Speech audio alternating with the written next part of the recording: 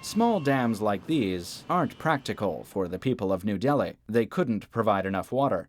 Experts say that in New Delhi, water conservation and new water supplies could make life better for about 10 years. But the work of Rajendra Singh in Alwar shows that change is possible. Now, the people there don't have to walk many miles for water. Clean, fresh water is always close by. His success shows that the people in different places need to find the solution that is right for them.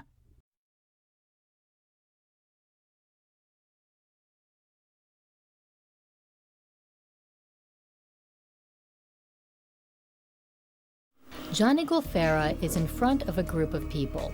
He's blindfolded, but he can still show them something that's amazing. The young Italian man calls it the art of memory. First, the people randomly choose 60 numbers. After that, a helper reads the numbers to Johnny. Then Johnny repeats the numbers in the correct order from memory. First in the order he heard them, then again, backwards. Si chiama memoria eidetica. It's a kind of memory that is connected to what I see. It means that every idea I learn, everything I read, becomes a part of me. Normally, a person who doesn't have this gift and who hasn't studied memory tends to just forget things, even an entire book. Not me. Johnny has a special kind of memory. He has memorized more than 250 books. He also says that he can remember every detail of every day of this life from the time he was less than 1 year old.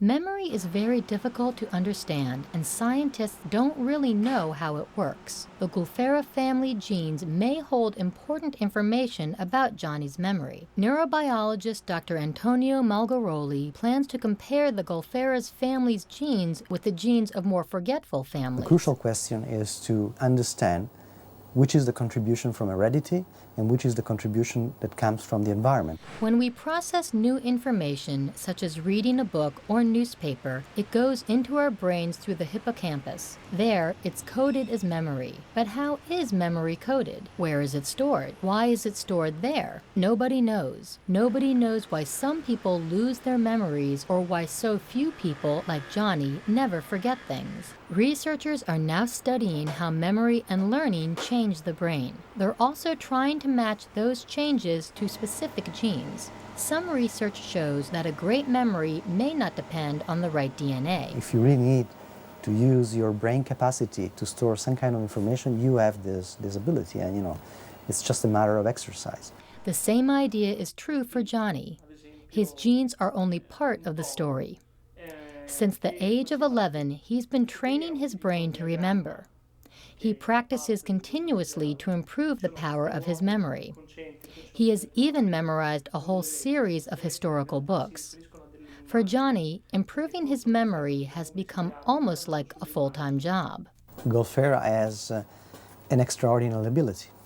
The question is, how much it's really because of, the Gulfera family genes, and how much comes from his sort of, maniac type of activity. Johnny's life is not all about science, though. He has a relatively normal life. He has a dog and a girlfriend. He likes to take time away from work. In other words, he's just like other people. And that's part of what's so interesting. His genes are partly responsible for his great memory. However, researchers think it's mainly because of his very hard work, and Johnny agrees. He even offers proof. He holds classes to teach people how to improve their memories. His system involves organization and hard work. Basically, learning how to remember to remember. I think the only problem with memory is getting the correct order. There's a lot of brain space, so I think there are no limits. If there is a memory gene, Johnny Gulfera probably has it. But the success of the memory man may be more about determination than DNA. Johnny's practice and hard work are making his memory even better. He might just be showing scientists that a great memory can be made and not just born.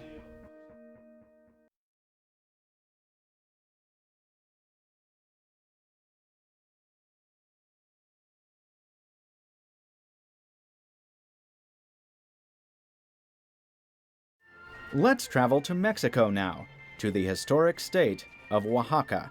It's a place that's famous for its traditions and its food. If you feel cold in winter, you can warm up in Oaxaca by enjoying its spicy chiles, its beautiful dances, and its lovely streets and buildings. When you come to Oaxaca, beautiful colors and wonderful smells are all around you. Oaxaca is one of the poorest states in Mexico, but it's rich in culture, and Oaxacan food is famous around the world. It's one of the best foods. It's very complex. Susana Trilling loves the chiles in Oaxacan food. She moved here 14 years ago to start her own cooking school. Many foreigners have come to learn how to make real Oaxacan mole and other dishes. Susana's students heard about Oaxacan food in their own countries, and they come here wanting to learn more. People stay in Oaxaca and take cooking classes at the school. Oaxacan food developed a long time before people came from Europe to America. Tradition is keeping this food alive, and Susana thinks Oaxacan food is as interesting and difficult to make as Thai food or French food. It uses many different ingredients. The first step in cooking Oaxacan food is making a sauce called mole. Mole is made from chili peppers, spices, and various other ingredients. Mole is standard in many different Oaxacan dishes. People serve it with chicken and meat and everything else. But Oaxacan culture is more than just food. The state is also famous for its dances. This dance is centuries old. It's called the Guelaguetza. It tells about the culture, history, and music of the Oaxacan people.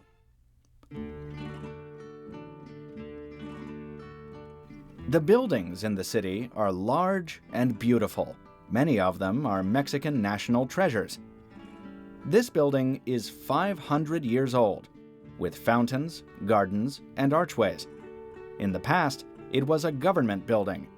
Today, it's a luxury hotel.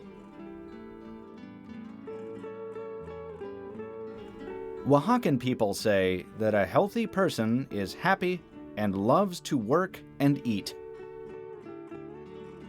After a short visit to Oaxaca, you can see that that tradition is still true.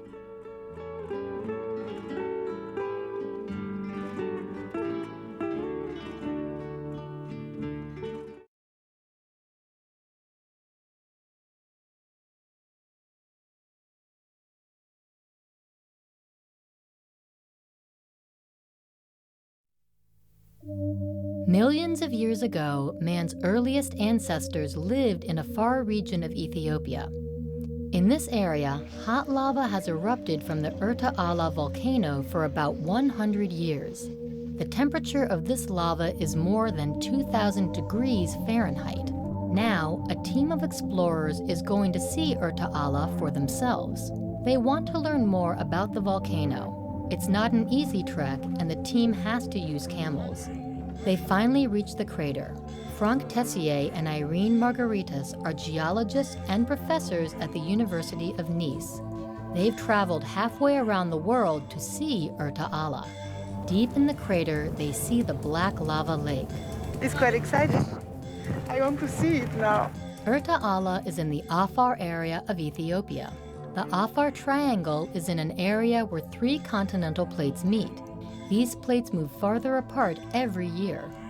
The Erta Allah volcano has the oldest lava lake in the world. The lake is also one of the lowest points on Earth. At Erta Allah, geologists study how the world started millions of years ago. Red-hot lava comes out from deep in the earth. This lava forms Erta Allah's lava lake.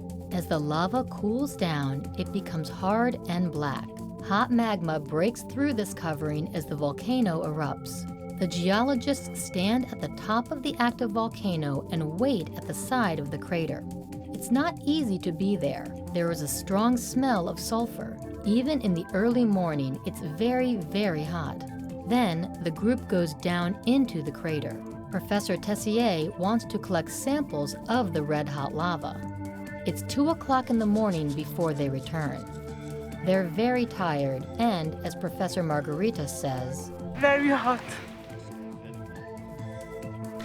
I think this is fresh lava. The pieces didn't come directly from the lava lake. However, the team decides they're fresh enough. The team will now go back to analyze the samples. As professors, they want to learn new information that they can teach to others. However, as geologists, they want to know what the lava of Erta Allah may teach them about how the world began millions of years ago.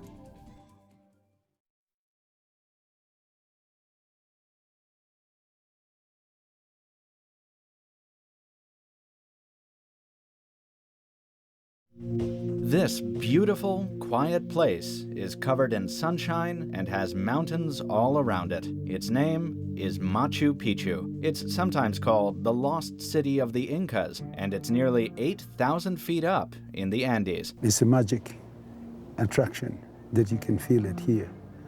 It's known all over the world that Machu Picchu is one of the magnetic centers of the ancient world. Machu Picchu is more than 500 years old. Today, it's a favorite place for visitors from all over the world. Even in the rain and fog, it's wonderful to walk through the ruins. When the Inca civilization ended, few people knew Machu Picchu existed. For a long time, it was lost to the outside world. Then, in 1911, an explorer named Hiram Bingham found it again.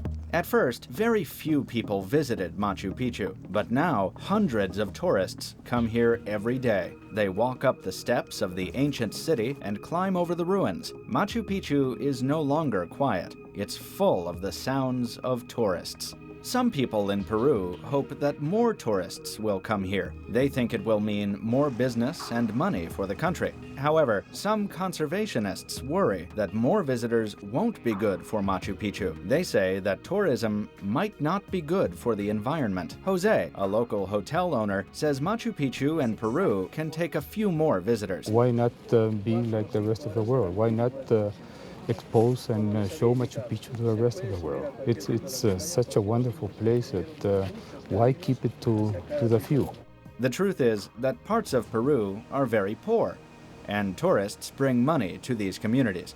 Aguas Calientes is a town that grew suddenly near an area where visitors get on buses to get to the summit of Machu Picchu. The people here live completely on money from tourism. The town is just a group of stalls where local people sell art and things they have made to visitors.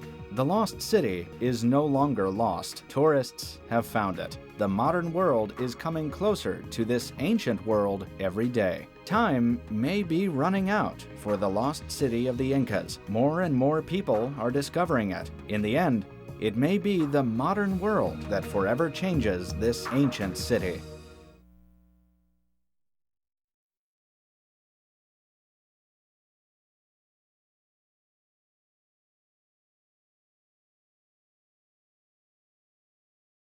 It's September in the Congo, just north of the equator. An expedition unlike any other is beginning. A team of scientists and researchers is traveling nearly 1,200 miles or 2,000 kilometers through a rainforest that covers almost 58,000 square miles or 150,000 square kilometers. Their aim is to make a scientific record of a world that could be disappearing from Earth, the Congo Basin. Dr. Michael Fay is a scientist from the Wildlife Conservation Society. He's leading the expedition he calls the Mega Transect, or the Big Crossing. According to Fay, if they don't document the wildlife here now, there may never be another chance to do it.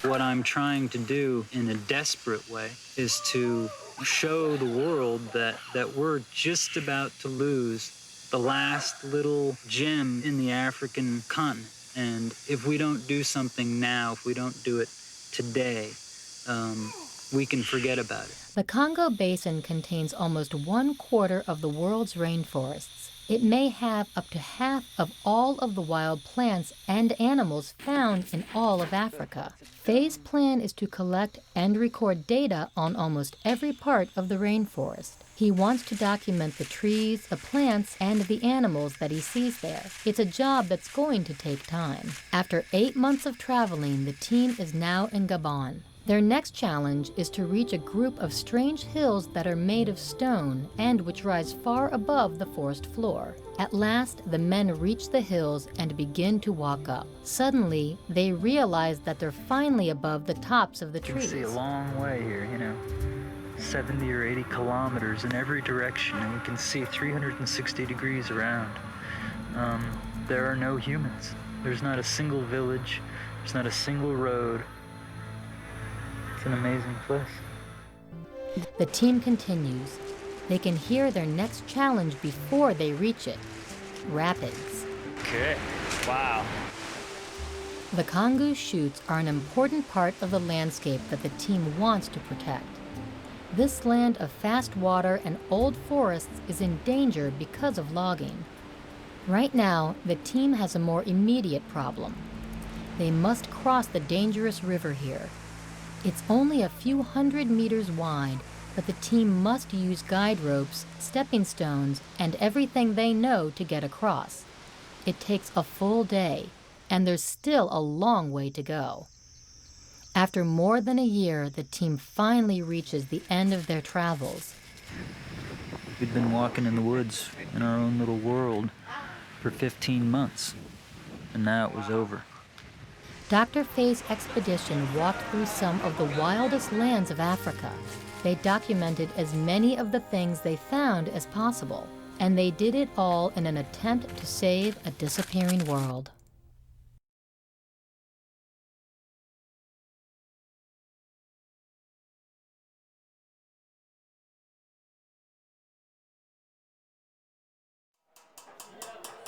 The souk in the city of Fez is Morocco's oldest market.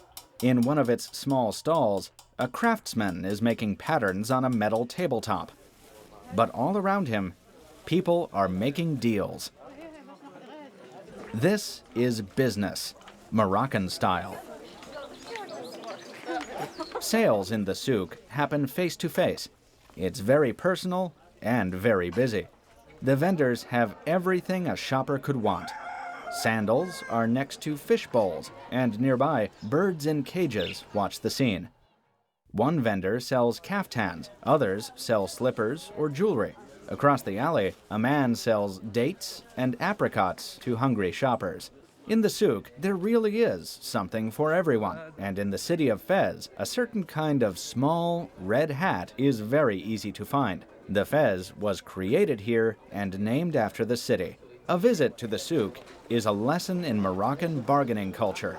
For visitors, the question is not, what should I buy, but how should I buy it? That's where they get a real education in making a deal. You have to start yourself at 1/3 or something, and then you bargain up to 50%. And they go down at twice as hard as we go up with the price. Yeah. So then you get at half the price they say at first. But it's really a game. The Moroccans are very good at bargaining, and they say they are the best in the world. Here Moroccan cultures, for everything should bargain. We don't have really fixed price. In the souk, shopping is an exercise in bargaining. Here, it's the natural thing to do, and just about everyone does it. However, visitors who want to practice making a deal here had better be careful. They ought to know a few things first. Beginners at bargaining pay more. How much more? Sometimes 20-30% more over than the price what the Moroccan people pay. So you should always, for example, if you charge 1,000 dirham, you give him 600 dirham, then you go up, he go down, and then you can arrange between you. Vendors aren't trying to cheat customers. It's like a test to find out who's the best bargainer. Some customers pay more than another one. We find custom more easy. They don't bargain too much. The real test for any bargainer is the carpet shop. This is where the sellers really pressure customers to buy something. No, excuse me, do you want to buy camel for the price of donkey? No, impossible. No, that's too low, believe me, that's too low.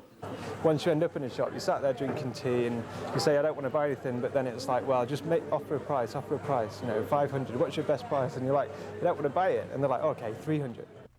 But it's all part of the game. Well, we ask a little bit a high price because everyone comes with an intention to bargain. They know that in Morocco they bargain a lot. So, of course, we leave a a step to make discounts and haggling the price. Some shoppers enjoy the challenge too. The secret is looking very careful at how they look and watch them how they move.